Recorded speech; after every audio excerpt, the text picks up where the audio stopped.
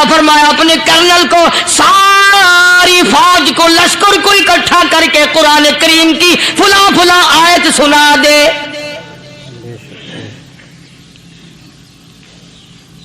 اور اس کے بعد بے دھڑک فوج کو لشکر کو اسی راستے سے گزار کے لے جا, بے دھڑک لے جا.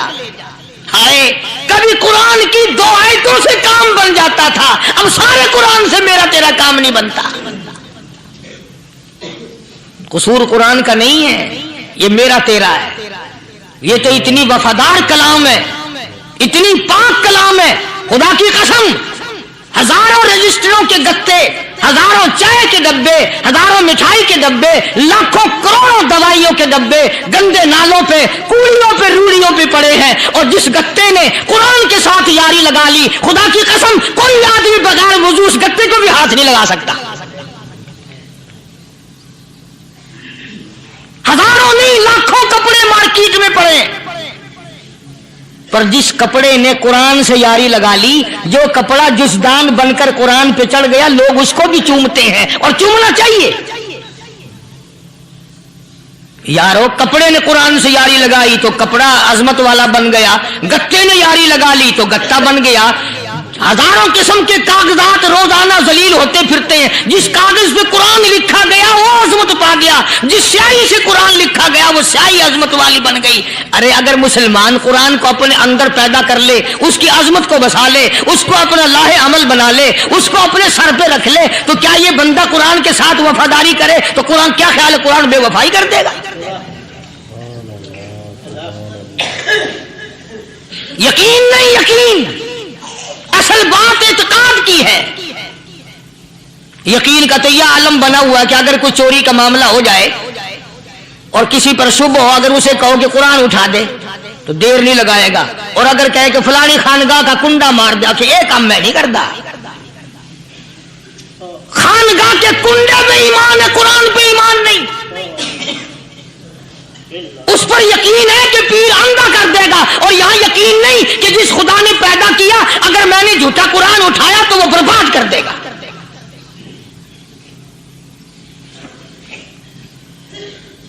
عجیب عجیب لوگ. چنانچہ مصر کے کرنل نے, مصر کے جنرل نے ساری فوج کو اکٹھا کر لیا.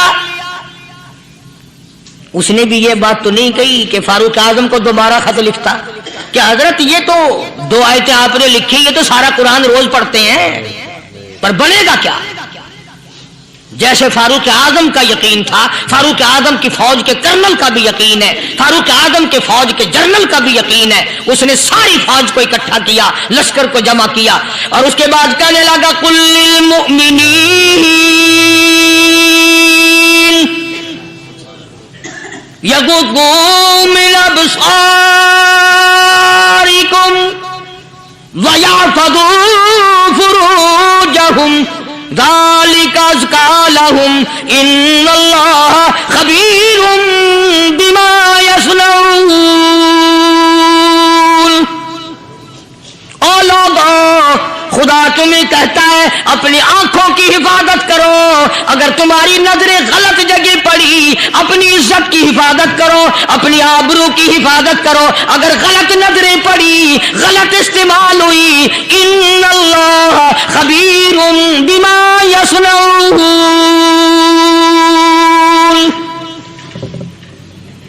اللہ پاک تمہارے ساتھ ساتھ ہے, وہ ہر چیز کو دیکھتا جائے گا, وہ ہر چیز تمہاری دیکھے گا. چنانچہ تاریخ شاہد ہے, ابن حشام نے لکھا ہے, ابن خلدون نے لکھا ہے, اور کئی مورخین نے لکھا ہے کہ جب مسلمان جنرل نے, مسلمان کرنل نے اپنی فوج کو قرآن کی 2 آیتیں سنائی اور اس کے بعد حکم دیا چلو, تمام کا تمام لشکر چل رہا ہے. ادھر ڈھول بجا, دھماکے بجے, گانا شروع ہوا, گانا بجانا شروع ہوا, ساری فوج نکل گئی, سارا لشکر چلا گیا. لڑکیوں نے دیکھا کہ یہ تو ختم ہو گئے, نیچے آواز دے کے کہنے لگی اور جانے والوں یہ ساری فوج کئی اندھوں کی فوج تو نہیں.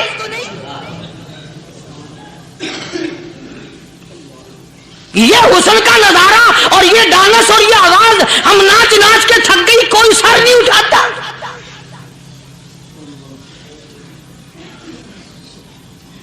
اور آج دیکھ لیں آپ, ہر گھر کے اوپر وہ لگا ہوا ہے ایریل, لگا ہوا ہے، لعنت کا ایریا ہے۔ حاجیوں تم کیا کہتے ہو کہ ہمارے گھر کا اس میں کیا بگڑے گا؟ خدا کی قسم وہ بگڑتا ہے، وہ دیمک لگتی ہے، وہ تباہی پھرتی ہے، تمہیں پتہ بھی نہیں چلتا۔ تم نے کیا سوچ رکھا ہے؟ مسلمان کرنل کے حکم پہ ساری فوج نکل گئی، ناچنے والی گانے والی لڑکیاں عیسائیوں کی حیران ہیں، کیا ہوا؟ لاکھوں کی تعداد میں فوج گزر گئی، کوئی نگاہ اٹھا کے نہیں دیکھتا۔ ایک مسلمان سپاہی گزرتا گزرتا نیچی نظریں کیے کیے کہنے لگا سر کیسے اٹھائے، نگاہ کیسے کوئی اٹھائے گا؟ یہ سارے کے سارے اللہ کا قرآن سن کر آئے ہیں۔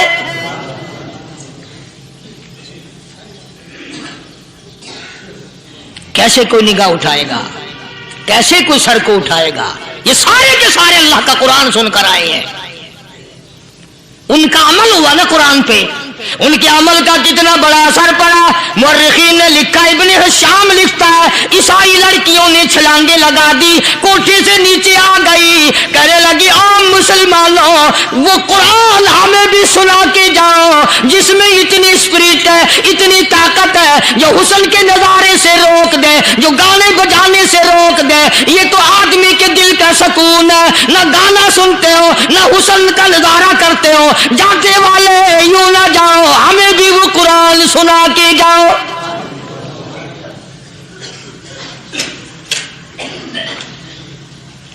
اس قرآن میں کتنی بڑی طاقت ہے، وہ کتنی عظمت ہوگی، اس میں اس کلام میں کتنی برکت ہوگی، جس کلام میں یہ تاثیر ہے کہ وہ ایسی ایسی چیزوں سے روک دیتا ہے۔ چنانچہ ایک مسلمان سپاہی چلتا بھی جاتا ہے اور کہنے لگا وَقُلْ لِلْمُؤْمِنِينَ وَقُلْ لِلْمُؤْمِنِينَ، قرآن کی آیت پڑھ کے سنائی۔ سینکڑوں نہیں بے شمار لڑکیاں ایک مسلمان کی زبان سے اللہ کا قرآن سن کے کہنے لگی اور جانے والوں چھوڑ کے نہ جاؤ، ہمیں بھی کلمہ پڑھاؤ۔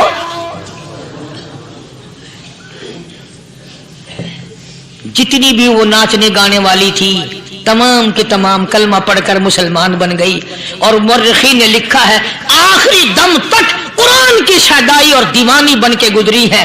پھر وہ لڑکیاں جو رات دن حسن و جمال کا پیکر بنی رہتی تھی، علماء نے لکھا ہے جب موت آئی ایک ایک کے بدن میں کپڑے لباس میں موت آئی تو 50-50 ٹاکی لگی ہوئی تھی۔ ہم مدینے میں تنہا نکل جائیں گے اور گلیوں میں قصداً بھٹک جائیں گے، ہم وہاں جا کے واپس نہیں آئیں گے، ڈھونڈتے ڈھونڈتے لوگ تھک جائیں گے، جیسے ہی سبز گنبد نظر آئے گا، بندگی کا قرینہ بدل جا۔ حدیث میں آتا ہے، ارشاد ہے مدنی کریم صلی اللہ علیہ وسلم کا کہ بعض لوگ اللہ کی زمین پہ چلتے ہیں، بعض لوگ اللہ کی زمین پہ چلتے ہیں اور زمین اللہ سے یہ اجازت مانگتی ہے پروردگار اگر اجازت ہو میں اس کو نگل جاؤں، میں نہیں چاہتی کہ اس کے منحوس قدم مجھ پہ پڑتے رہیں، اجازت ملے میں اس کو لقمہ بنا کر کے نگل جاؤں، اس کو زمین کی تہ میں لے آؤں۔ اور ایک اور ارشاد ہے حضور کریم صلی اللہ علیہ وسلم کا، یوں فرمایا کہ جب قوم کے اندر 3 چیزیں ہو جائیں، جب کسی قوم میں 3 عادتیں، 3 خصلتیں، 3 برائیاں پیدا ہو جائیں تو سرکار مدینہ صلی اللہ علیہ وسلم نے فرمایا وہ قوم پھر زمین کے اوپر بسنے کے لائق نہیں رہتی، اس قوم کو زمین کے اندر غرق ہو جانا چاہیے۔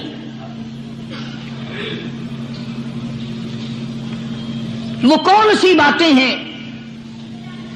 ارشاد فرمایا محمد عربی صلی اللہ علیہ وسلم نے کہ پہلی بات تو ان کی یہ ہے کہ جب قوم کے امیر لوگ، غنی لوگ، مالدار لوگ بخیل ہو جائیں، اللہ تعالیٰ نے جو ان کو سرمایہ دیا ہے، رب العالمین نے جو ان کو پیسہ اور دولت دی ہے، اس میں کسی غریب کا وہ حصہ ہی نہ رکھیں۔ چنانچہ آج آپ دیکھ لیں فالتو لاکھوں روپیہ لگ جائے گا، لیکن کسی بیوہ کے گھر ایک سیر آٹا دینا، کسی یتیم کے سر پہ ہاتھ پھیرتا ہوا امیر آدمی شرماتا ہے کبھی میرے ہاتھ کی ہتھیلی نہ گھس جائے۔ حالانکہ ارشاد فرمایا مدنی کریم صلی اللہ تعالی علیہ وسلم نے بعد وقت ایسا قبولیت کا ہوتا ہے جو آدمی یتیم کے سر پہ ہاتھ پھیر دے محبت کے ساتھ، یہ بچہ یتیم ہے، اس کا لاڈ اجڑ گیا، اس کا مان اجڑ گیا، اس کا ابا رخصت ہو گیا، اس کو گود میں بٹھا کر پوچھنے والا چلا گیا بیٹا تو کیا چیز کھاوے گا؟ حضور کریم صلی اللہ تعالی علیہ وسلم نے فرمایا جب یتیم کے سر پہ آدمی محبت کے ساتھ، شفقت کے ساتھ ہاتھ پھیرتا ہے، اللہ پاک یوں فرماتا ہے مجھے اپنی کبریائی کی قسم جتنے بال اس کے ہاتھ کے نیچے آ جاتے ہیں اتنی نیکیاں ہاتھ پھیرنے والے کے نام اعمال میں لکھ دی جاتی ہے۔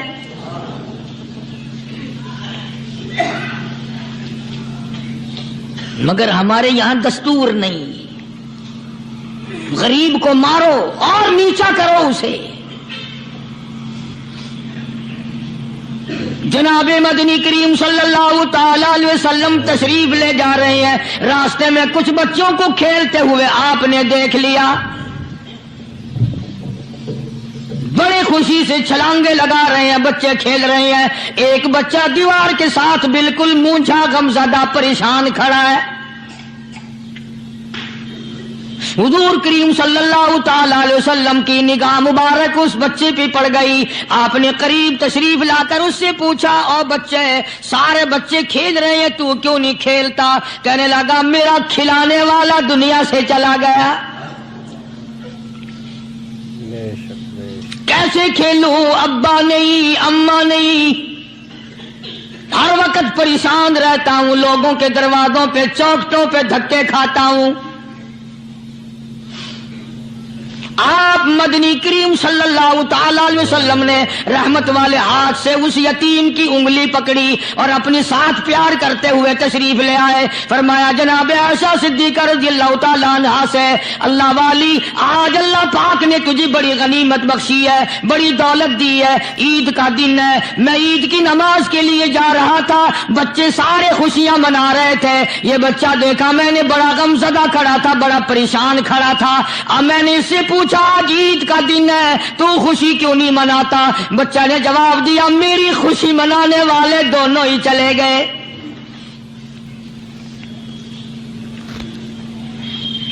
آج اللہ نے یہ موقع بخشا ہے، اسے نہلا دھلا، اس کو نئے کپڑے پہنا، معصوم بچے کے سر پہ ہاتھ پھیرتے ہوئے فرمایا بیٹا گھبرانا، یہ عائشہ صدیقہ تیری اماں ہے، میں محمد الرسول اللہ آج سے تیرا ابا بن گیا ہوں۔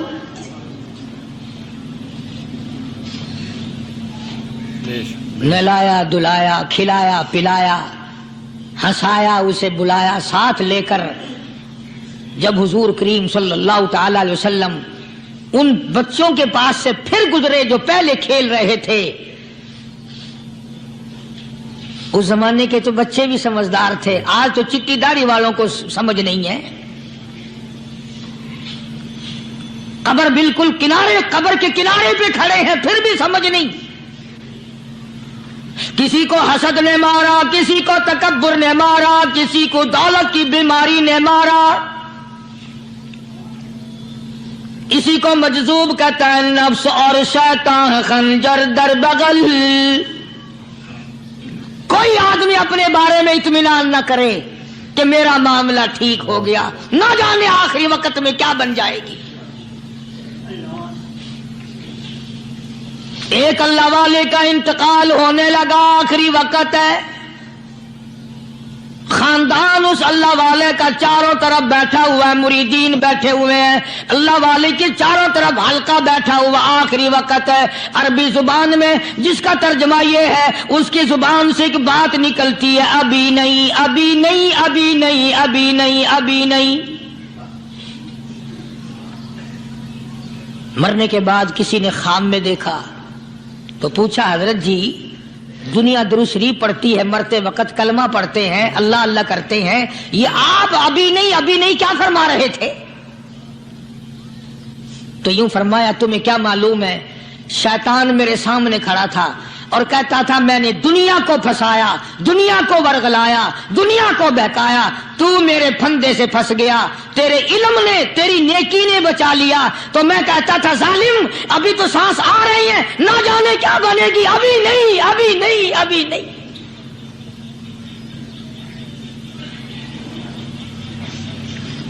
اسی کو مجذوب کہتا ہے، کیا معلوم کیا بن جائے گا، کس حال میں دم نکلے گا، رات کو کیا ہو جائے گا، دن کو کیا بن جائے گا۔ فرمایا نفس اور شیطان ہے خنجر در بغل،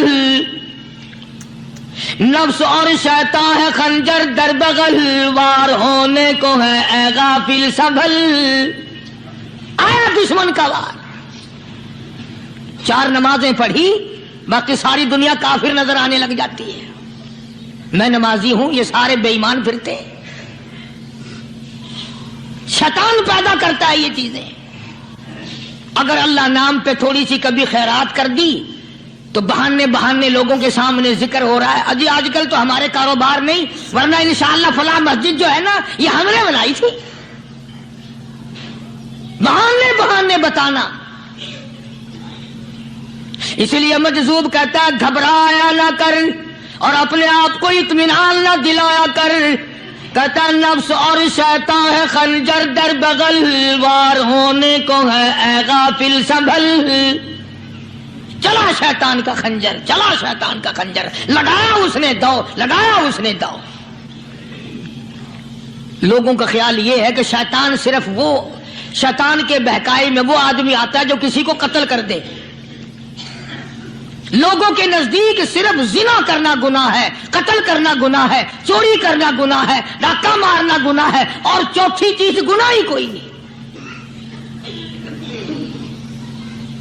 حضرت عثمان غنی ذی النورین رضی اللہ تعالی عنہ کی مبارک مجلس ہے، صحابہ کرام کا دور ہے، نبی کا دوہرا داماد، مجلس ہے عثمان ذی النورین کی۔ ایک آدمی مجلس میں آ کے بیٹھا، حضرت عثمان کی مجلس میں ایک آدمی آ کے بیٹھا تو حضرت عثمان فرماتے ہیں، توجہ، حضرت عثمان فرماتے ہیں، یوں نہیں فرمایا کہ تو نے ایسا کیا ہے، اسے ذلیل نہیں کیا، بلکہ یوں فرمایا لوگوں کو شرم نہیں آتی، لوگ آنکھ کا زنا کر کے میری مجلس میں آ کے بیٹھتے ہیں، لوگ آنکھ کا گناہ کر کے میری مجلس میں آ کے بیٹھتے ہیں۔ تو دور تھا نا صحابہ کرام کا، فوراً چوٹ کی کسی نے کہ نبی کے بعد وحی آنی شروع ہو گئی۔ یعنی آپ کو کیسے پتا چل گیا کہ کوئی آدمی غلط نگاہ ڈال کے آیا؟ اس کی رستے میں نظر کہیں غلط پڑی تھی آنے والے کی، آپ کو کیسے پتا چلا؟ یعنی بات کرنے والے کو بھی دیکھو اور پھر چوٹ کرنے والے کو بھی دیکھو۔ تو حضرت عثمان رضی اللہ تعالیٰ عنہ نے فرمایا، بھائی پاک مجلس میں اگر ایک تولا بھی کوئی پخانہ لے کر آ جائے تو بدبو تو آ ہی جائے گی نا۔ صحابہ کی پاک مجلس میں اگر کوئی آنکھ کا زنا بھی کر کے آیا، فرمایا مجلس کے اندر بدبو پھیل گئی۔ تو اللہ والوں کی مجلس ہے اور اللہ والوں کی رفاقت ایک بہت بڑی چیز تھی، کبھی لوگ حاصل کیا کرتے تھے، اب تو ہر آدمی پیر ہے، ہر آدمی لیڈر ہے، ہر آدمی چودھری ہے، ہر آدمی بڑا بنا ہوا ہے، چھوٹا ہم میں کوئی ہے ہی نہیں۔ اور ان ولیوں کی بھی الگ الگ بیچاروں کی رمزیں ہوتی ہیں. علماء کرام نے لکھا ہے حضرت خواجہ باقی باللہ رحمت اللہ علیہ دلی میں مزار ہے, بہت بڑے بزرگ گزرے ہیں. دیکھو میں ذکر خیر کر رہا ہوں نا, کئی لوگ تمہیں نکلتے ہوئے ٹانگے والے, گھوڑے والے, رکشے والے کہتے ہیں قاری علی ولیوں کو نہیں مانتا. میں یہ ذکر خیر ولیوں ہی کا تو کر رہا ہوں. بات صرف اتنی ہے, تمہیں اچھی لگے یہ بری لگے, میں ننگوں کو نہیں مانتا. میرے نزدیک ولی وہ ہے جس کی رگ رس سے, نس نس سے, خون کے قطرے قطرے سے, ہر ادا سے, ہر سنت سے, ہر طریقے سے محمد عربی صلی اللہ علیہ وسلم کی سنت زندہ ہوتا ہو. میں اس کو ولی نہیں مانتا جو کپڑوں سے ننگا پھرتا ہو. خواجہ باقی باللہ رحمت اللہ علیہ کو بھٹیارے نے دیکھا, ایک تباہی تندور والا حضرت خواجہ صاحب کو دیکھا کہ جامع مسجد دلی کے پیڑیوں پہ, سیڑھی پہ کبھی چڑھتے ہیں کبھی اترتے ہیں, کبھی چڑھتے ہیں کبھی اترتے ہیں, پریشانی کا عالم. تو تباہی تو ضرور تھا, بٹیارہ تو تھا, مگر تھا تو دلی کا. وہ سمجھ گیا کہ حضرت کو کوئی پریشانی ہے, پہنچا اور جا کے کہنے لگا حضرت کیا بات ہے, آج رات کافی گزر گئی ہے, آرام فرماؤ, کبھی چڑھتے ہو کبھی اترتے ہو, پریشانی کیا پریشانی ہے؟ فرمایا 4 مہمان ہیں, کھانا کھلانا ہے, میرے پلے کچھ نہیں. اندازہ لگاؤ, ابھی ابھی ولی یہ کہہ رہا کہ میرے پلے ڈھیلا دمڑی کچھ نہیں, 4 مہمان ہیں, شرمندہ ہوں ان کو کھانا کھلانے کے لیے. تو وہ کہنے لگا حضرت یہ کون سی فکر کی بات ہے, میں بھی لاتا ہوں. وہ کھانا لایا اور حضرت کے مہمانوں کو کھانا کھلایا. کھانا کھا لیا, فارغ ہو گئے. دیکھو ولی کی بات, ابھی تو کہتا تھا کہ روٹی نہیں ہے, اور ابھی ابھی وہی ولی کہتا ہے بٹیارے کا ہاتھ پکڑ کے مانگ کیا مانگتا ہے, مانگ کیا مانگتا ہے. اب تیرے جیسا اگر وہاں ہوتا تو کہتا کہ جی کوئی گورنری سرمنری دلاؤ, اسمبلی کی ممبری دلاؤ. کوئی تھوڑے علاقے کا ڈھیر سیاح ہو گیا تو آخیا کہ جی میں کو بئی پر نہ دو, پہلی پرانی تھی گئی ہے ہوں, میں کو کوئی نوی لاوی چا پر نہ ہو. یہ شے منگنی ہے اور کیا منگیا. خواجہ باقی باللہ رحمت اللہ علیہ بٹیارے کا ہاتھ پکڑے کھڑے ہیں, فرمانے لگے مانگ کیا مانگتا ہے.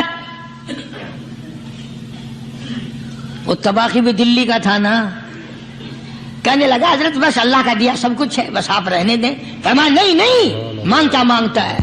اس نے کہا حضرت پھر اگر دینے پہ ہی آئے ہو نا, اور اگر اتنا ہی دریائے کرم جوش میں ہے اور آپ دینے کا جذبہ لیے ہوئے ہیں, پھر مجھے اپنے جیسا بنا دو, اپنے جیسا بنا دو. کیا مانگا ہے, مجھے اپنے جیسا بنا دو. فرمایا نہیں برداشت کر سکے گا. تو کہنے لگا پھر پوچھتے کیوں ہو کیا مانگتا ہے, جب دینا ہی کچھ نہیں تو پوچھتے کیوں ہو, اگر دینے پہ آئے ہو اپنے جیسا بنا دو. یوں لکھا ہے کہ خواجہ باقی باللہ نے اس بٹیارے کو اپنے سینے سے لگا کر کے تھوڑا سا دبایا تھا, پٹاخ کر کے روح نکل گئی بٹیارے کی. بلا جو تجلیات خدا بندی بتدریج آہستہ آہستہ سینے میں آئے تھے, ان کا کرنٹ وہ یکدم برداشت کیسے کرتا. میرا عرض کرنے کا مقصد یہی ہے کہ ہم لوگ اپنے آپ کو کب سنبھالیں گے, اور وہ کون سا وقت آئے گا کہ ہم اس بات کے قائل ہوں گے اور تسلیم کریں گے کہ جو کرتا ہے خدا کرتا ہے, بندہ کچھ نہیں کر سکتا. تو میں نے اس لیے عرض کیا, مجذوب کہتا ہے نفس اور شیطان ہے خنجر در بغل, نفس اور شیطان ہے خنجر در بغل, وار ہونے کو ہے اے غافل سنبھل. کبھی 4 دن بیٹھ کے اللہ اللہ کر لی, تسبیح پھیر لی, تو دوسروں کو یہ تو دنیا کے دھندے میں پھنسے ہوئے ہیں, میں بہت بڑا ولی ہوں, میں بہت بڑا ابدال ہوں, مجھ سے بڑا تو کوئی نیک ہے ہی نہیں. یہ بہت بڑی مار ہے شیطان کی. اسی کو کہتا ہے کہ نفس اور شیطان ہے خنجر در بغل, وار ہونے کو ہے اے غافل سنبھل. آ نہ جائے دین و ایمان میں خلل، آ نہ جائے دین و ایمان میں خلل، باز آ اے بدعمل۔ کچھ تو سوچ، کس کی تو پیداوار ہے، کس نے تجھے بنایا، کس نے تجھے یہ آنکھیں دی، کس نے یہ لب دیے، کس نے یہ دل دیا، کس نے یہ دماغ دیا، کس نے یہ شعور بخشا، کس نے یہ ساری چیزیں عطا فرمائی؟ اللہ پاک کی ذات فرماتی ہے، او لوگوں مجھے بھی بڑا دکھ لگتا ہے، مجھے بھی بڑا صدمہ ہوتا ہے، میرا قہر جوش میں آ جاتا ہے جب پیاری شکل بناؤں میں، پیاری صورت بنائی میں نے، پیارا ماتھا سونی شکل بنائی میں نے، جب میری چوکھٹ کے سوا دوسروں کے دروازے پہ جا کے تو ماتھا رکھتا ہے، فرمایا میرا قہر جوش میں آتا ہے تجھے برباد کر دوں۔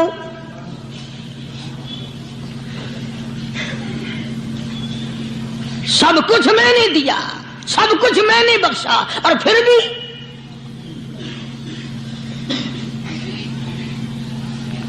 شاہ عبد القدوس گنگوہی رحمت اللہ علیہ بہت بڑے بزرگوں میں سے گزرے ہیں، بہت بڑے اللہ والے تھے۔ ایک راستے سے گزر رہے ہیں، مریدین ساتھ ہیں،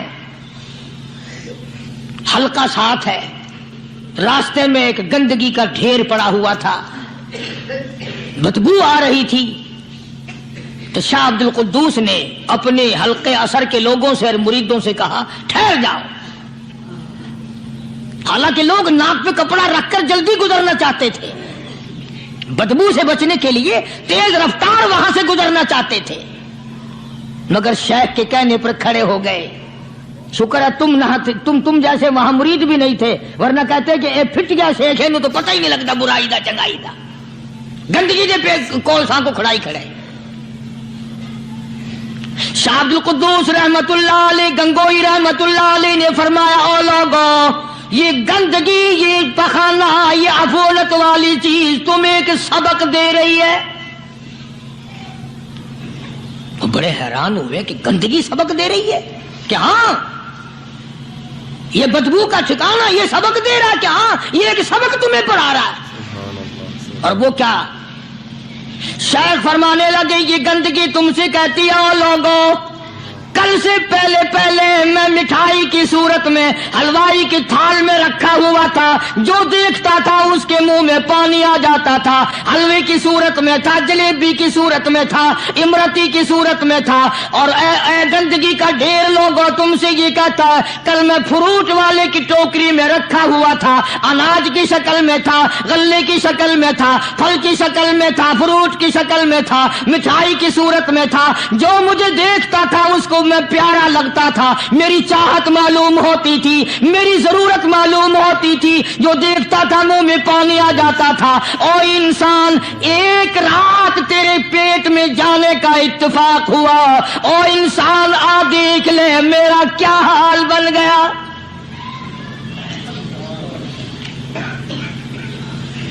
ایک رات تو تیری صحبت میں رہا ہوں، ایک رات تیرے اندر ٹھہرنے کا اتفاق ہوا، دیکھ میرا کیا حال بن گیا۔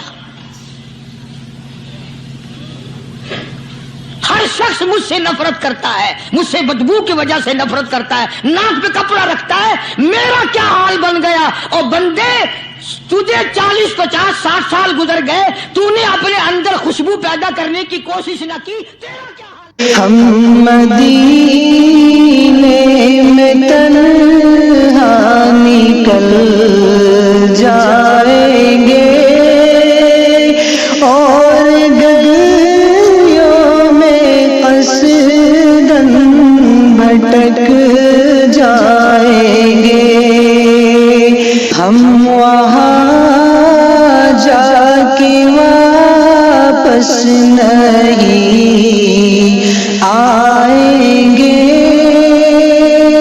ڈھونڈتے ڈھونڈتے لوگ تھک جائیں گے، جیسے ہی سبز گنبد نظر آئے گا، زندگی کا قرینہ بدل جائے گا.